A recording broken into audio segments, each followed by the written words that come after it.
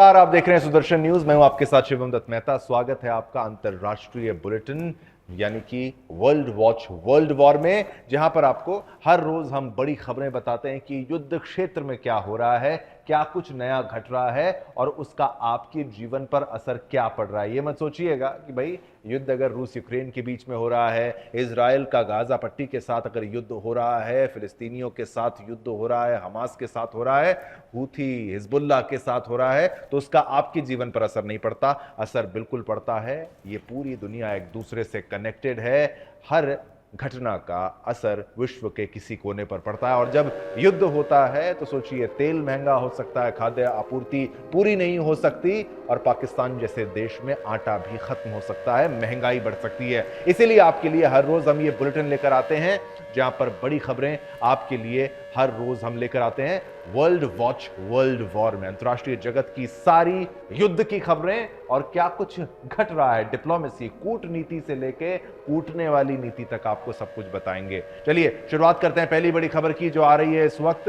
बड़ी breaking news आपको बता दें, खाड़ी क्षेत्रों में इजराइल का दो तरफा हमला हुआ है। जी हां, बेरूत और गाजा में इजराइल का हमला हुआ है। बेरूत में 22 लोगों की मौत हो गई है और गाजा स्कूल पर हमले में 27 लोगों की जो मौत हो गई है उसकी भी यह खबर आ रही है। यह खबर उसकी भी आपको बता दें जहां पर हमला यह हो चुका है। गाजा स्कूल पर हमले में 27 लोगों की मौत हो गई है। यह अपडेट है। लेकिन यह स्कूल कैसे होता है? यह स्कूल क्या होता है? यह आतंकवादी स्कूल के अंदर ही छिपे होते हैं। बेरूत और गाजा में ये इजराइल का हमला, और हमले में आपको मैं ये बता दूं कि फिर से गाजा स्कूल पर हमले में 27 लोगों की मौत की खबर आ रही है। अंडरग्राउंड बेस इनके द्वारा वहां पर बनाया जाता है, स्कूलों का इस्तेमाल किया जाता है और खाड़ी क्षेत्रों में ये इजराइल का दो तरफा हमला, बेरूत और गाजा में ये इजराइल का हमला। तो इजराइल इस वक्त अपने हमले रोक नहीं रहा है। हमले जो हैं लगातार उसने जारी रखे हैं। हमले कर करके उसने आसपास के पूरे इलाके को साफ करने का प्लान बना दिया है कि भाई छेड़ा है मुझे, मैं तो तुम्हें छोड़ूंगा नहीं। अब कब तक ये युद्ध चलता है वो हम देख लेंगे, लेकिन अब खामियाजा भुगतना पड़ेगा और ये स्ट्रैटेजी आपको बता रहे हैं। चलिए, ये ब्रेकिंग न्यूज हमने आपको बताई जहां पर बेरूत में 22 लोगों की मौत हो चुकी है। अब ईरान अगला निशाना जरूर होगा, लेकिन अब इजराइल के हमले जो हैं वो रुक नहीं रहे हैं बल्कि और बढ़ रहे हैं, जहां पर 22 से 27 लोगों की मौत की खबर आ रही है। और बेरूत और गाजा में ये इजराइल के हमले की नई तस्वीर सामने आ रही है। लीजिए आपकी टीवी स्क्रीन पर ये हुआ है हमला, और हमले में क्या कुछ हुआ है वो आपको बता रहे हैं। चलिए, तो ये तो आपको हमने एक खबर बताई। अब चलते हैं दूसरे मुद्दे की तरफ। वहां से भी बड़ी खबर आपको बता दें, यमन के हूथी विद्रोहियों ने लाल सागर में मिसाइलें दाग दी हैं। ये लीजिए, ये तस्वीरें देख लीजिए। यमन के हूथी विद्रोहियों ने लाल सागर में मिसाइलें दागी हैं और विद्रोहियों का रासायनिक टैंकर पर हमला कर दिया है। इन्होंने रासायनिक टैंकर को नहीं छोड़ रहे हैं, रासायनिक टैंकरों पर हमला। तो देखिए, विद्रोहियों का रासायनिक टैंकर पर हमला और इजराइल, अमेरिका, ब्रिटेन से जुड़े जहाजों को निशाना बनाया जा रहा है। छोड़ नहीं रहे हैं ये। फिर इनको मारा जाता है तो हर कोई रोना रोता है। कई बैलिस्टिक मिसाइलों से जहाजों पर हमला किया गया है और उसकी ये तस्वीरें आप देख रहे हैं जहां पर इजराइल, अमेरिका, ब्रिटेन से जुड़े जहाजों पर हमला किया गया है, निशाना उसको बनाया गया है। बैलिस्टिक मिसाइलें हैं। ये कैसे आतंकवादी हैं जिनके पास बैलिस्टिक मिसाइलें होती हैं, लॉन्ग रेंज मिसाइल्स होती हैं और ये समुद्री जहाजों को निशाना बनाने में सक्षम है। ये कोई आम छोटे मोटे आप ये आतंकवादी इनको मत समझिए, कोई गुंडे मत समझिए। एक पूरी की पूरी फौज जो है वो तैयार की गई थी और उसी का ये नजारा आप देख पा रहे हैं। ईरान की शरण में पल रहे ये वो विद्रोही हैं, वो आतंकवादी हैं जिनका नमूना आपकी टीवी स्क्रीन पर लीजिए। इजराइल, अमेरिका, ब्रिटेन से जुड़े जहाजों पर यह बड़ा हमला हुआ है और कई बैलिस्टिक मिसाइलों से जहाज पर हमला किया गया है। बड़ी खबर आपकी टीवी स्क्रीन पर बता रहे हैं। इजराइल इस वक्त ईरान को भी धमकी दे रहा है लगातार। यह भी कह रहा है कि हम युद्ध को और आगे बढ़ाएंगे, घातक हमला होगा, लेकिन उस दौरान जो आतंकवादी हैं, हूती, हिजबुल्लाह, हमास, ये रुक नहीं रहे हैं। बैलिस्टिक मिसाइलों से जहाज पर यहां पर हमला हुआ है। ये आपको बता दें, बैलिस्टिक मिसाइलों का इस्तेमाल किया है और यमन के हूथी विद्रोहियों ने ये लाल सागर यानी रेड सी में यह हमला किया है, जहां पर विद्रोहियों का रासायनिक टैंकर पर यह हमला है, जहां पर इजराइल, अमेरिका और ब्रिटेन से जुड़े हुए जहाज हैं उन जहाजों पर यह हमला हुआ है जहां पर यह धुएं का गुब्बार आप देख रहे हैं।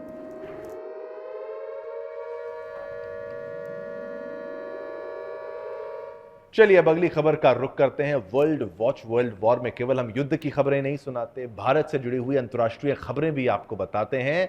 अब बात करेंगे पीएम मोदी के लाओस दौरे की और फिर हम बात करेंगे उस युद्ध की जो मिडिल ईस्ट में इजराइल की हिजबुल्लाह और हमास के साथ जारी है। प्रधानमंत्री नरेंद्र मोदी अपनी 2 दिवसीय यात्रा के बाद लाओस पीडीआर से भारत के लिए रवाना हो गए हैं। इस यात्रा के दौरान उन्होंने 21वें आसियान भारत और 19वें पूर्व एशिया शिखर सम्मेलन में भाग लिया। उन्होंने द्विपक्षीय बैठकें भी की। लाओस की कुल आबादी 77 लाख के करीब है, लेकिन ये दक्षिण पूर्व एशिया में एकमात्र लैंड लॉक्ड देश है। लैंड लॉक्ड देश को कहा जाता है जहां पर वो कई देशों से घिरा हुआ होता है। बता दें कि भारत लाओस के बीच संबंध फरवरी 1956 में स्थापित हुए थे, यानी कि लाओस की आजादी के 3 साल बाद ही उसकी रणनीतिक जरूरत को देखते हुए भारत ने संबंध स्थापित किए थे। लाओस की अहमियत का अंदाजा इसी बात से लगाया जा सकता है कि भारत के पहले प्रधानमंत्री वहां पर 1954 में लाओस का दौरा करने पहुंचे थे, जबकि भारत के पहले राष्ट्रपति जी भी 1956 में लाओस का दौरा करने पहुंचे थे। दरअसल दक्षिण चीन सागर में चीन की बढ़ती विस्तारवादी नीतियों के चलते भारत लाओस को रणनीतिक रूप से महत्वपूर्ण मानता है। पीएम मोदी की लाओस यात्रा के बीच ये जानना जरूरी है कि आखिर भारत के लिए आखिर ये छोटा सा देश रणनीतिक रूप से क्यों इतना जरूरी है, भारत लाओस के संबंध कैसे हैं और भारत के लिए इसे प्राथमिकता देना जरूरी क्यों है। ग्राफिक्स के माध्यम से आपको ये समझाएंगे कि भाई क्यों जरूरी है, क्या महत्वपूर्ण है। बड़ी स्क्रीन पर भी आपको वो ग्राफिक्स के माध्यम से मैं ले चलूंगा, बड़ी स्क्रीन पर आपको बताने का प्रयास करूंगा। आपके लिए वो भी ग्राफिक्स हम लेकर आए हैं, आपकी जो हमारा प्लाज्मा है उस वॉल में हम चला के दिखाएंगे, क्योंकि ये रिश्ता क्यों महत्वपूर्ण है। चलिए आते हैं, इस कैमरे पर आते हैं। लाओस क्यों भारत के लिए जरूरी? रणनीतिक रूप से लाओस अहम है। पूर्व में वियतनाम से मिलती है लाओस की सीमा, और दक्षिण पूर्व में कंबोडिया और पश्चिम और दक्षिण पश्चिम में थाईलैंड है। देखिए महत्व, आराम से समझिए। चीन और म्यांमार से घिरने के कारण भारत के लिए रणनीतिक ये माहौल महत्व रखता है। दक्षिण पूर्व एशिया में अपनी भौगोलिक स्थिति के कारण ये अहम है। लाओस की मेकांग नदी भारतीय कार्गो और यात्रियों के प्रमुख मार्ग के रूप में इसलिए महत्वपूर्ण है। मेकांग नदी से बिजली सप्लाई पड़ोसी देशों में की जाती है, इसलिए यह भी महत्वपूर्ण है। 2008 में भारत ने लाओस में एयरफोर्स एकेडमी खोलने का फैसला लिया था, इसलिए भी महत्वपूर्ण है।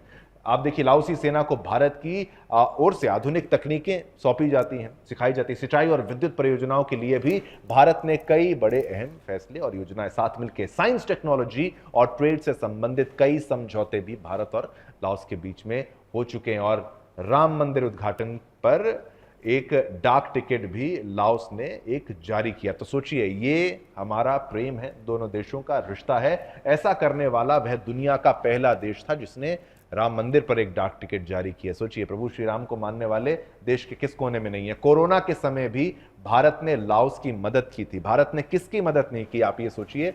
ये हमारी सोच है, ये हमारी विचारधारा है।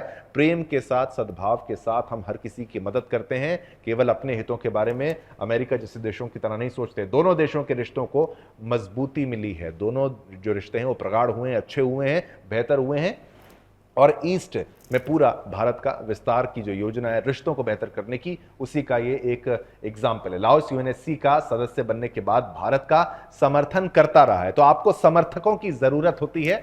वही कहते हैं ना, दुश्मन जितने कम हो उतना अच्छा है, दोस्त जितने ज्यादा हो उतना अच्छा है। तो ये लाओस हमारा दोस्त है। लाओस की मेकांग नदी भारतीय कार्गो, और जैसे कि हमने तमाम ग्राफिक्स आपको बताया कि मेकांग नदी से बिजली सप्लाई जो होती है पड़ोसी देशों में होती है। तो युद्ध का मैदान, ये तस्वीरें भी देखिए, इस कैमरे पर मैं आऊंगा और मैं आपको ये बताऊंगा कि भाई एक तरफ जहां पर युद्ध चल रहा है, दुनिया युद्ध, जंग, इन चीजों में फंसी हुई है, तो भारत अपने रिश्तों को बेहतर करने के लिए पूर्णतः प्रयास कर रहा है। एक तरफ ईरान जिस तरीके से मिसाइलें दाग रहा है, तो उस तरफ एक भारत है जो कूटनीति के जरिए युद्ध से लोगों को दूर करने का प्रयास कर रहा है, शांति का संदेश देता है और कहते हैं रिश्ते बेहतर रखोगे तो आपके लिए भी अच्छा ही होगा। तस्वीरें देख रहे हैं ना, ये उस युद्ध के उस दिन की है जब ईरान ने लगातार ताबड़तोड़ हमले किए थे।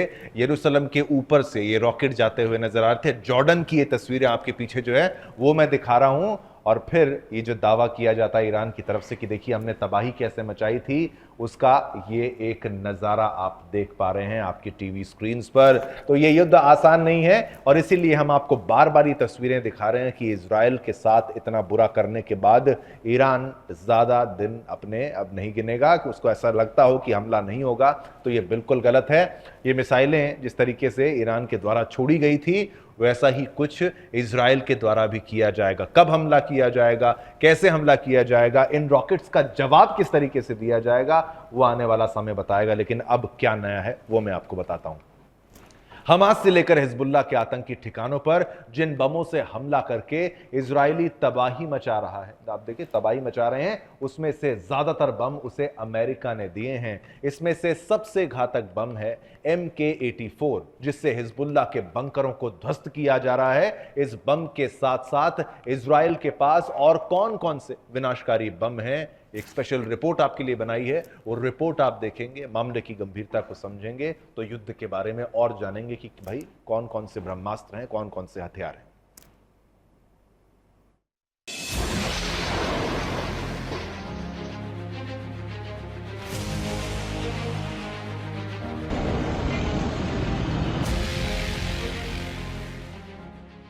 हिजबुल्लाह के ठिकानों पर आसमान से बमबारी हो रही है। हमास के आतंकी अड्डों पर भी विनाशक बमों की बारिश की जा रही है। मिडिल ईस्ट से आतंकी कुनबे को ध्वस्त करने के लिए हजार हजार किलो के बमों से अटैक किए जा रहे हैं।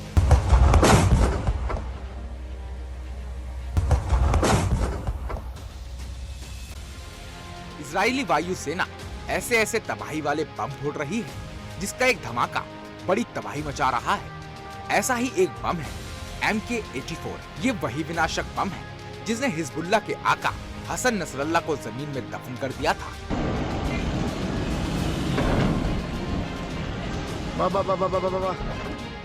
बेरूत के दही इलाका में हसन नसरल्लाह जिस इमारत के बंकर में छिपा था, वहां इजरायली वायुसेना ने इसी बम से हमला किया था और जमीन से 30 फीट नीचे बंकर में बैठे नसरल्लाह का खेल खल्लास कर दिया था। इस बम का वजन 907 किलोग्राम है। इससे तहखाना, बंकर, सुरंगों को उड़ाने के लिए ही बनाया गया है। 12.7 फीट लंबा है और 18 इंच व्यास वाले इस बम के कई वेरिएंट्स हैं। ये बम पहले जमीन में छेद करता है, फिर कुछ फीट अंदर जाकर विस्फोट करता है। इसे एयर ब्लास्ट मोड में बदला जा सकता है। ये बम दुनिया का सबसे खतरनाक गैर परमाणु हथियार माना जाता है।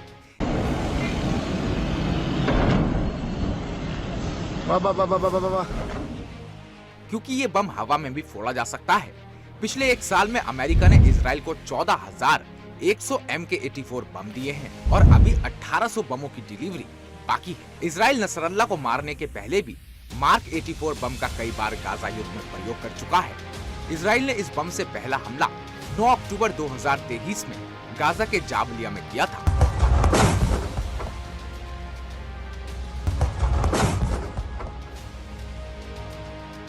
उस समय भी इजराइल ने काफी तबाही मचाई थी। जहां भी ये बम गिरता है वहां करीबन 50 फीट चौड़ा और 20 फीट गहरा गड्ढा हो जाता है। जो भी दुश्मन का सिपाही या टैंक या आर्मर्ड कैरियर 120 मीटर की दूरी तक होता है वह ध्वस्त हो जाता है। इसके अलावा हमास और हिजबुल्लाह को नेस्तनाबूद करने के लिए इजराइल एक और शक्तिशाली बम का इस्तेमाल कर रहा है जिसका नाम है GBU-39 बम। गाजा पर हमास के ठिकानों पर इजराइल इस बम से काफी तबाही मचा चुका है।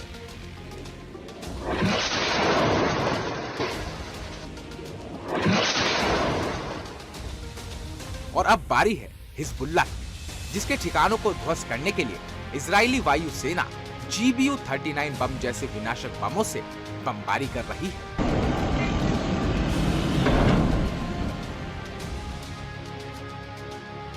इस बम की ताकत की बात करें तो इसका वजन 110 किलोग्राम है और ये गाइडेड बम होता है। इसमें GPS भी लगा होता है। इसकी रेंज 60 किलोमीटर तक होती है। इसे खास तौर पर ऊंचे टारगेट को हिट करने के लिए बनाया गया है। इतना ही नहीं, ये ऐसा बम है जो एक साथ कई टारगेट को हिट कर सकता है। अमेरिका के साथ इजराइल ने 2600 GBU-39 बम की डील की है, जिसमें से 1600 बम इजराइल को मिल चुके हैं और इन्हीं के दम पर इजरायली वायुसेना अपने दुश्मनों को चुन चुन कर टारगेट कर रही है। Bureau report, Sudarshan news. चलिए, खबरें और भी आपके लिए लाए हैं। युद्ध क्षेत्र की तो बात हमने की, लेकिन रुक करते हुए बताते हैं भारतीय नौसेना के बारे में। भारतीय नौसेना द्वारा आयोजित, अब एक नई चीज आपको बता रहा हूं, भारतीय नौसेना द्वारा आयोजित स्वावलंबन 2024 संगोष्ठी कार्यक्रम अब होने जा रहा है, जो 28 से 29 अक्टूबर को भारत मंडपम प्रगति मैदान में होने जा रहा है। इस वर्ष का विषय है नवाचार एवं स्वदेशीकरण से सशक्तिकरण। यह आयोजन रक्षा क्षेत्र में नवाचार और स्वदेशीकरण के प्रयासों को नई दिशा और बढ़ावा देने का एक मंच है। पिछले 2 संस्करणों में भारतीय नौसेना को 2000 से अधिक प्रस्ताव मिले थे, जिनमें से 155 चुनौतियों का विकास किया गया है। ये पहल IDEX यानी आईडेक्स योजना के तहत 200 से अधिक MSMEs और स्टार्टअप्स के साथ सहयोग को भी प्रोत्साहित कर चुकी है। तकनीकों की नवीनतम प्रगति का प्रदर्शन किया जाएगा। आपको बता दें क्या खास है इसमें, 29 अक्टूबर को विशेष सत्रों का आयोजन होगा, जिसमें नीति निर्माताओं और नव प्रवर्तकों, स्टार्टअप्स, MSMEs और वित्तीय संस्थानों के बीच विचार विमर्श होगा। यह आयोजन भारतीय नौसेना के स्वदेशीकरण के दृष्टिकोण को साकार करने का एक महत्वपूर्ण कदम है। और ये वो भारतीय नौसेना है जो सबसे ज्यादा एंगेज रहती है, सबसे ज्यादा युद्ध में एक्टिव रहती है और सबसे ज्यादा इसकी जिम्मेदारी है रक्षा करने की। सभी हमारी जो फौजें हैं उनकी रक्षा करने की जिम्मेदारी तो है ही, लेकिन भारतीय नौसेना की अहम जो जिम्मेदारी है उसी को लेकर क्या अपडेट था, क्या महत्वपूर्ण था, वो आपको मैंने यहाँ पर बताया इवेंट के बारे में। तो चलिए, इसी के साथ समय इतनी ही अनुमति देता है आपसे संवाद करने की। कल फिर आएंगे, नए मुद्दे होंगे, युद्ध से लेकर कूटनीति यानी डिप्लोमेसी तक सारे मुद्दे, अंतर्राष्ट्रीय से लेकर राष्ट्रीय मंच तक आपके लिए 4:30 बजे कल फिर देखना ना भूलिएगा वर्ल्ड वॉच वर्ल्ड वॉर, मेरे यानी शिवम दत्त मेहता के साथ। जय हिंद।